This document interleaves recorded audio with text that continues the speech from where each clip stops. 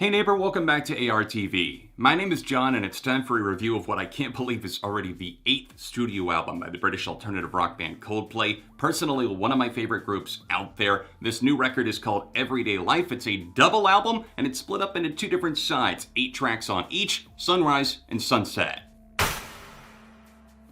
It's been kind of quiet, some radio silence in Camp Coldplay over the past few years following the A Head Full of Dreams album cycle. The subsequent tour for that really seems to have inspired them. Their worldwide travels have made for a very wide-reaching scope that they have here on Everyday Life. It seems like they've drawn from the well of ghost stories, a very intimate and at times electronic record, not to say that this new record is that, but the kind of raw feeling and the vulnerability, the emotion, but also the underlying anger seems to have been channeled into Everyday Life. And I think some of the old school fans are going to be very appeased because I hear sounds of X and Y, even parachutes on this album, and it makes for kind of a confusing listen at times because it can be back and forth. But overall, it's a very satisfying listen, but also a patient listen. We got the lead singles, both of them actually, Orphans and Arabesque, 2 very different songs, but I like that they showed off the different sides, Sunset and Sunrise. On the Sunrise side of things, we got Arabesque,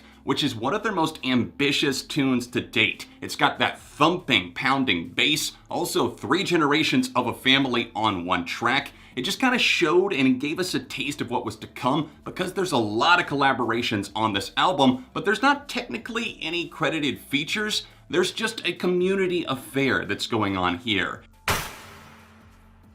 When you sit down for that first listen of Everyday Life, I think some fans are going to hear a disjointed album, but that's not entirely fair to it because I think I picked up on a lot of the intricacies the more I started to actually hone in on it. This is an intimate and raw listen, kind of like I was hinting at there, and I recommend listening with headphones because I don't think a speaker necessarily fully does it justice. I think there are some weird production choices here and there. They do have their typical collaborators like Rick Simpson, but then you've got somebody like Max Martin who helped make Orphans. I think there is a connectivity among these songs, but also not always. I did pick up on it more. I hear the heartbeats, I hear the sounds of the city, the sounds of the world. I love the fact that they were able to tie in birds once again. Coldplay's obsession with birds is just fascinating to me, and I think that here it makes this actually kind of come together. Some of these tracks that don't necessarily feel like they would smoothly segue into each other are aided by the fact that they do use additional sound effects. It's not always a win. There's lulls in the album. There's places where I just don't feel that they necessarily finished it. It almost feels like a raw demo, but then there's the explosive, captivating, energetic moments that really knock your socks off. For what it is, it's normally well played. I just wish that it felt like more of a full band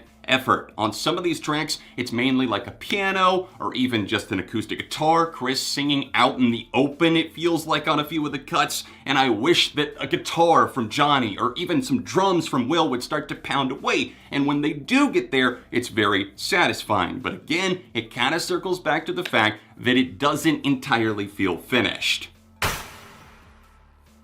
Let's of course talk about some of the songs on the first half of the album, the Sunrise section first. Sunrise is the title track, I suppose, from the first half of the album, and it's a sweeping symphonic piece that kind of throttled me at first, but it's an unnerving piece in a good way. I like the way it's composed. Again, it doesn't necessarily feel Coldplay-ish, but it's kind of an ambitious start to get things going. The ball is set in motion, and then we move into Church, which is one of the best songs on the entire LP, no matter what side we're looking at. This is a song that uses religion and those themes to its advantage. And again, this is a worldly album, but I like how they're able to tie in the church, the narrative, and even the sounds. You're gonna hear a gospel track, Broken, for example, a really good tune. I don't know how much I would listen to it outside of the context of the record, but still, it kind of pushed me back and it put me in a good mood. And Chris Martin with that gospel choir sounds very, very good.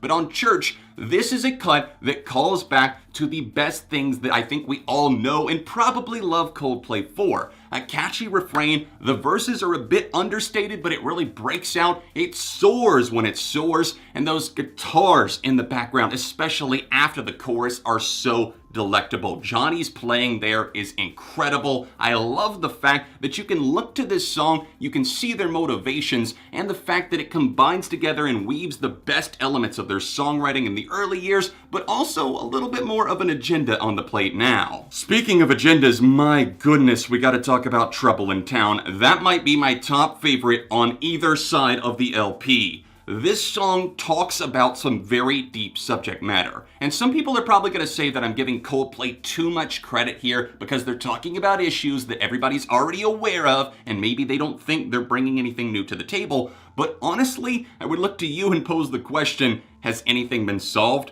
Has anything changed? Is anybody hurting any less? Are race relations any better? And the way that I think a lot of people look at the rest of the world, it's like they're lower class citizens. And the overall unifying theme here is that they were all human. Arabesque addressed that same fucking blood, that powerful momentum pushes into Trouble in Town as well. And against those pianos, the understated vocals, the overall swell, and then that finale after the sample of the police officer, a real unfortunate event that did happen, a racially motivated one, and then those guitars and the grandiose drums, keys, everything clashed together. It chomps down in this epic affair. I don't know how else to describe it other than epic. Wonder of the World / Power of the People is a little interlude that appears here, and I gave a kudos to the bird sound effects. I do like the fact that it's out in the open and they explore that once again. It serves its purpose as the transitory tune here, but Chris's vocals are too low in the mix. Maybe that was their intention, but I do have some mixing issues on a few of the cuts, especially on the back half, but on the front half,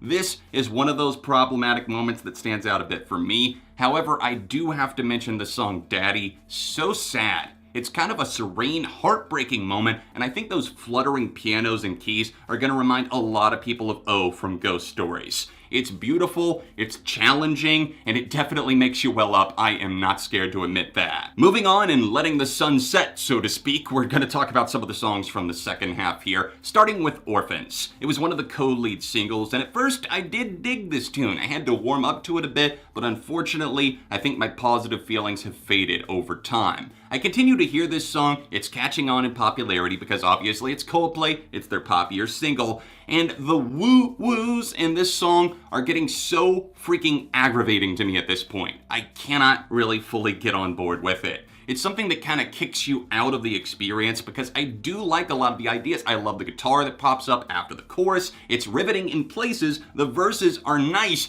but also those woo-woos and even the chorus, the way that it's layered up. You can't really hear Chris enough on this track, and that's a problem that kind of recurs all throughout everyday life. Just before Orphans in the track list, we get the first song from side 2, which is Guns, which definitely pokes fun at the gun-toting bigots of the world that think that guns are going to solve all of their problems, even the government. And Chris is out here dropping some F-bombs on the record, which again, isn't going to sit well with the family-friendly crowds that are like, my Coldplay were pure. I miss when they didn't curse, but I guess they've sold out to the man. I think it's bold that Coldplay are actually expressing themselves. And what, did you think Chris Martin didn't curse? Have you ever seen an interview with him?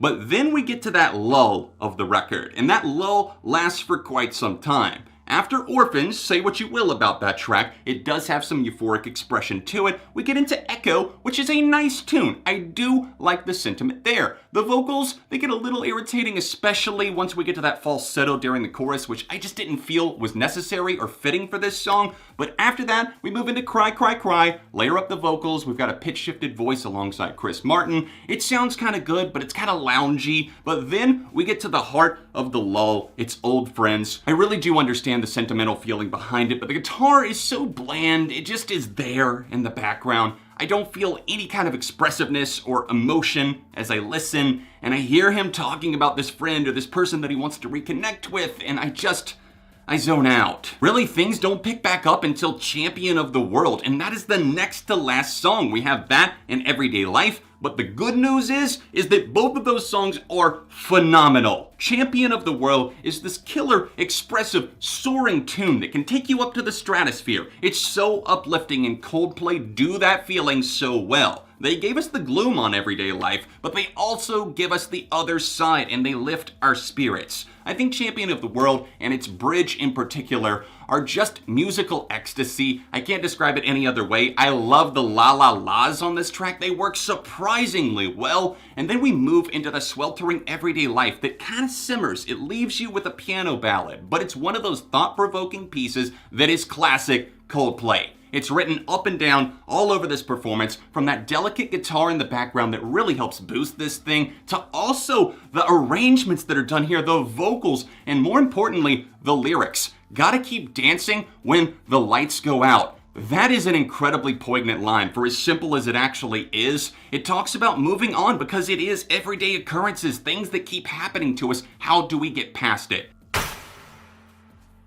I say this album reminds me a lot of the Foo Fighters record that came out in 2014. That was Sonic Highways, and it explored their worldwide travels. They went around the United States looking for inspiration. And here, they've picked up a lot of different things. They've talked to people from all over the world. There's different languages being spoken on this record. There's voices that are lifted, and I like what Coldplay are doing. I admire their efforts, but this is unfortunately not one of their best records, not even close to it, but it's still not at all bad. I don't think Coldplay have a bad record in their discography, and overall for me on Everyday Life, I'm rating this a 3.5 out of 5. I posed the question to you guys, what do you think of Everyday Life? Let me know in the comments section down below. Do you agree with me? You don't think they've let their career go up in flames? Instead, they've kind of reignited the spark themselves? Or were you really let down by this? You're just not digging the songs? Let me know why in the comments. Don't forget to drop a like on the review while you're here, and check out more Coldplay videos directly below me. I'll see you soon for more on ARTV.